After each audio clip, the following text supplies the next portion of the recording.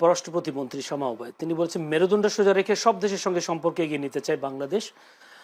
তিনি বলছেন গণতান্ত্রিক সরকার পররাষ্ট্র নীতি হবে বাংলাদেশ ফার্স্ট, যেখানে প্রতিটি সিদ্ধান্তে দেশের স্বার্থকে অগ্রাধিকার দেওয়া হবে। আমরা দেখলাম 5 আগস্টের পরে ভারতের সাথে বাংলাদেশ সম্পর্কের একটু ঘাটতি হয়েছে। এখন কি মনে হয় ভারতের সাথে সম্পর্ক কি আগের মতো বা নতুন করে আরো বেশি ভালো সম্পর্ক স্বাভাবিক হবে কিনা বা সম্পর্ক করে উঠবে কিনা? দেখেন, একটা কথা বলি, পরিবর্তন হচ্ছে এটা আপনি বুঝবেন কিভাবে? পরিবর্তনের একটা বড় ইন্ডিকেটর হলো সম্পর্কের পরিবর্তন। যেমন ধরেন, সহজ উদাহরণ দিই, যে আপনি যদি মনে করেন আপনি এমন একটা ফ্যামিলিতে জন্ম নিয়েছেন এবং আপনার উন্নতি অগ্রগতির আকাঙ্ক্ষা আছে, কিন্তু আপনার ফ্যামিলি এটা তথাকথিত চিন্তা করে বা আপনাকে আগ্রহ, তখন আপনি কি করেন? তখন আপনি সেই ফ্যামিলির থেকে একটা দূরত্ব বজায় রেখে নিজের যে ড্রিম, নিজের যে স্বপ্ন, নিজের যে লাইন, সেই লাইনে যান। হয়তো সফল হন অথবা ব্যর্থ হয়ে আবার ব্যাক টু দ্য প্যাভিলিয়ন, ফ্যামিলিতে ফিরে আসেন, বাপ বকাঝকা করে, মা 2টা বকাঝকা দিয়ে, বাপ 2টা থাপ্পড় দিয়ে আবার নিয়ে নেয়। হ্যাঁ, তার মানে কি, পরিবর্তনের জন্য প্রথম কাজ হলো সম্পর্কের পরিবর্তন ঘটানো। তো সম্পর্কে এটা একইভাবে এখন বিএনপির ক্ষেত্রে বড় পরিবর্তনটা কোথায় হয়েছে? জামাত কিন্তু বিরোধী দলে যাইতে চায়নি, তারা বারবার জাতীয় সরকারের কথা বলেছে।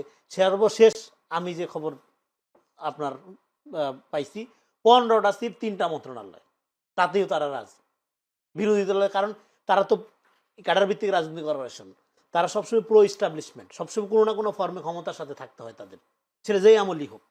তো ক্ষমতার বাইরে থেকে একটা অ্যাবসুলেট বিরোধিতার মধ্যে থেকে একদম বিরোধী দলের অবস্থায় থাকা, মানে এস্টাবলিশমেন্টের বাইরে থাকা, তাদের জন্য খুব ডিফিকাল্ট। তারা অনেকটা বড় ক্ষমতার মতো না, বিরোধী দলীয় নেতা, বিরোধী দলের নেতা না, তারা একদম পাওয়ার এস্টাবলিশমেন্টের মধ্যে, বিরোধী দলের হাতে ক্ষমতা, বিরোধী দলে মজা পায় না, বিরোধী দলের ক্ষমতার সাথে থাকার ব্যাপারটা। হ্যাঁ, সেটা তারা সবসময় চাইছিল। তো সেটা বিএনপি এত কিছুর, এবং এই কারণে বিএনপি আসলে চাঁদাবাজ হয়ে গেছিল নির্বাচনের আগে, এই কারণে তারেক রহমান খুব খারাপ হয়ে গেছিল। হ্যাঁ, বিএনপিতে সবাই ভালো লোক, সেটা আমি বলছি না, আমি বলছি যে ন্যারেটিভটা যেটা। তো এই জন্য এই পরিবর্তনটা প্রথম শুরু করছিল তারা, তাদের দীর্ঘদিনের মিত্র আবার জামাত। ফলে এটা খুব ডিফিকাল্ট ছিল যে এরকম একটা মিত্রের সাথে একটা মুখোমুখি, হ্যাঁ, একটা প্রতিদ্বন্দ্বিতার সম্পর্কের মধ্যে যাওয়া, একজন আরেকজনকে চরমভাবে ধরেন, হ্যাঁ, আপনার মুখোমুখি অবস্থানে দাঁড়ানোটা, এটা খুবই একটা কঠিন কাজ ছিল। তো ফলে এই পরিবর্তনটা যখন তারা মেনে নিছে বা পরিবর্তনের দিকে নিজেদেরকে নিয়ে গেছে, তখনই আসলে এটা একটা নতুন পলিটিক্যাল ডাইমেনশন তৈরি হচ্ছে, এটা বোঝা যাচ্ছিল, এটা শুরু হয়ে গেছিল এর মধ্যে দিয়ে। তো এখন এর ফলে আসলে দেশীয় স্ট্রাকচারে যেটা, অ্যাট দ্য সেম টাইম এটা পররাষ্ট্রনীতি আপনি যেটা বললেন, সেখানেও এটা প্রভাব ফেলবে স্বাভাবিক। সেই পররাষ্ট্রনীতির ক্ষেত্রে এখানে আমরা দেখলাম কি, কথায় কথায় এন্টি ইন্ডিয়ান, দিল্লি না ঢাকা। আরে ভাই, 5 তারিখ পার হয়ে গেছে, দেশে স্টেবিলিটি দরকার, বাণিজ্য দরকার, ইনভেস্টমেন্ট আনা দরকার।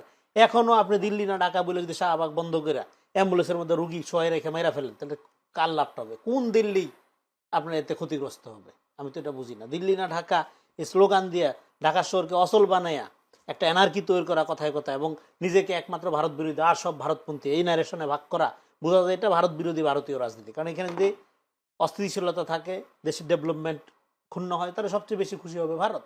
যদি ভারত রিয়েলি আমাদের শত্রু আপনারা মনে করে থাকেন, তাহলে আপনারা শত্রুর হাতকে কেন শক্তিশালী করছেন? ফলে এখন পররাষ্ট্রনীতির ক্ষেত্রে দেখেন বাংলাদেশ ফার্স্ট, এই নীতিটা কখন এক্সিকিউট করা সম্ভব হবে? যখন জাতিগত একটা ঐক্য থাকবে।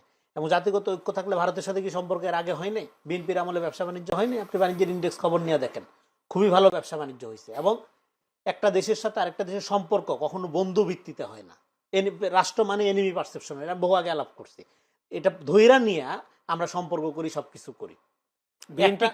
বিএনপি এখানে বাংলাদেশ ফার্স্ট নীতি, এবং সেক্ষেত্রে হেট্রেশন বেসড কোনো সম্পর্ক হবে না। আমরা দিল্লিপন্থী না, পিন্ডিপন্থী না, আমেরিকাপন্থী না, চীনপন্থী না। হ্যাঁ, এবং এটা করা চ্যালেঞ্জিং না, মুখে বলা সহজ, চ্যালেঞ্জিং। এই চ্যালেঞ্জটা মোকাবেলার জন্য একটা জাতিগত ঐক্য দরকার। বিপুল ঘনবসতির দেশ, প্রচুর দারিদ্রতা, মানুষ ভালনারেবল অবস্থায় আছে। ফলে আপনি চাইলেই গ্লোবাল সুপার পাওয়ারকে তুড়ি দেওয়া, উড়াই দেওয়া, নিজের মধ্যে চলতে পারেন তা না। তার জন্য আপনাকে একই সক্ষমতা অর্জন করতে হবে। সেই সক্ষমতার প্রধান হলো জাতীয় ঐক্য। জাতীয় ঐক্যের মধ্যে দিয়ে যদি আপনি, তখন আপনি বার্গেনিং পাওয়ার অর্জন করতে পারেন, সেটা ইন্ডিয়া হোক, চায়না হোক, আমেরিকা হোক। কিন্তু তা না করে আপনি নিজেই যদি শততা বিভক্ত থাকেন এবং আপনার ন্যাশনাল ইন্টারেস্টটা যদি প্রোটেক্ট করার ব্যাপারে একটা জাতীয় ঐক্য না থাকে, আপনারা আলাদা বিরোধিতা রাজনীতি করেন একজন, তখন কিন্তু আপনি আসলে ভারত চায়না কারোর সাথেই সুবিধা করতে পারবেন না। আর ভারতের ব্যাপারটা এখানে সবসময় একটা পলিটিক্যাল র্যাটরিক্স আকারে হাজির করা হয়। কেন? যারা এখানে ভারত বিরোধী রাজনীতি করে, আপনারা দেখেছেন নিউজে, তারা গোয়েন্দা সংস্থার সাথে, ভারতীয় গোয়েন্দা সংস্থার সাথে মিশতেছে, ভারতের কূটনীতির সাথে গোপনে আলাপ করতেছে, সবই করতেছে। কিন্তু প্রকাশ্যে বিএনপি যখন ধরেন একটা পররাষ্ট্রনীতি বাংলাদেশের সবার আগে বাংলাদেশ নীতি বজায় রেখা ডায়লগে যাবে, ব্যবসা বাণিজ্য আগামী ভারতের দালাল। সো এই যে হেট্রেশন বেসড পলিটিক্সটা, এটা বাংলাদেশকে আগায় নিবে না। সাউথ এশিয়ান একটা কমন আইডেন্টিটি আমাদের আছে, আমাদের হেট্রেশন বেসড পলিটিক্সের কোনো সুযোগ নেই।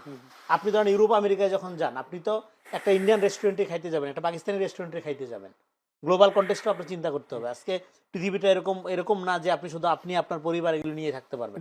তো সেদিক থেকে বাংলাদেশের পররাষ্ট্রনীতি আমি বলি যে সম্পর্কের পরিবর্তন, যেটা বাংলাদেশ সেই সম্পর্কের পরিবর্তনের দিক থেকে এটা গোটা দুনিয়ার সাথে সম্পর্কের দিক থেকে, আপনার পররাষ্ট্রনীতির সম্পর্কের দিক থেকেও একটা পরিবর্তনের